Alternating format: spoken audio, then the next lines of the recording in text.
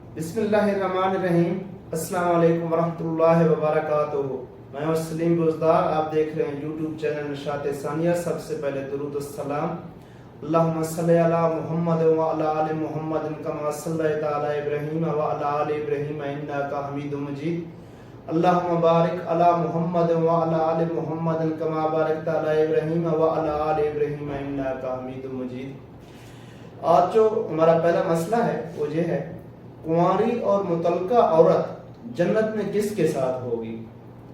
وہ بالغہ لڑکیاں جو شادی سے پہلے انتقال کر گئیں، یا کسی مرد نے کسی عورت کو طلاق دے دی اور اس عورت نے آگے کسی سے نکاح نہیں کیا، تو ایسی مطلقہ اور کنواری عورتوں کو جنت میں اللہ تعالیٰ اختیار دیں گے کہ جس مرد کو پسند کریں تو جس کا پسند کریں گے اس کے ساتھ ان کا نکاح کر دیا جائے گا، اور اگر وہ کسی مرد کو پسند نہیں کریں گی تو حوروں میں سے کسی کو مرد بنا کر اس کے ساتھ ان کا نکاح کر دیا جائے گا۔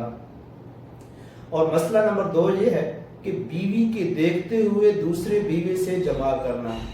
ایک آدمی کی اگر 2 بیویاں ہوں تو ایک بیوی دیکھ رہی ہو تو اس حالت میں دوسری سے ہم بستری کرنا بے حیائی ہے اور دوسری عورت کا دل دکھانا ہے، اور ایک عورت کا دوسری عورت کا 70 دیکھ رہی ہے جو بغیر ضرورت کے گناہ ہے، اس لیے یہ طریقہ شریعت اسلامیہ کے اصولوں کے خلاف ہے۔ مسئلہ نمبر 3 یہ ہے، مرد ڈاکٹر سے مخصوص آپریشن کروانا۔ اصل مسئلہ تو یہ ہے کہ عورت کا مخصوص آپریشن عورت سے ہی کر دیا جائے، بلکہ شرعی مسئلہ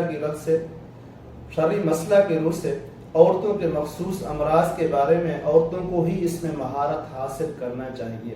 مردوں کے لیے بطور خاص اسے سیکھنا ہی درست نہیں، لیکن ضرورت شدیدہ کے وقت ماہر امراض مخصوص آپریشن کرانے کی چند شرائط کے ساتھ اجازت ہے۔ نمبر 1 یہ ہے، اس علاج کی ماہر لیڈی ڈاکٹر میسر نہ ہو کہ جس سے تسلی بخش علاج ہو سکے، اور کسی عورت کو دوا وغیرہ بتا کر علاج کرنا بھی ممکن نہ ہو۔ نمبر 2، آپریشن واقعی ضروری ہو، اس کے بغیر عورت کے ہلاکت کا خطرہ ہو۔ نمبر 3، عورت آپریشن کے لیے صرف بدن کا وہ حصہ کھولے جتنا آپریشن کے لیے کھولنا ضروری ہے، عورت کے باقی بدن کو مکمل طور پر ڈھانپ لیا جائے۔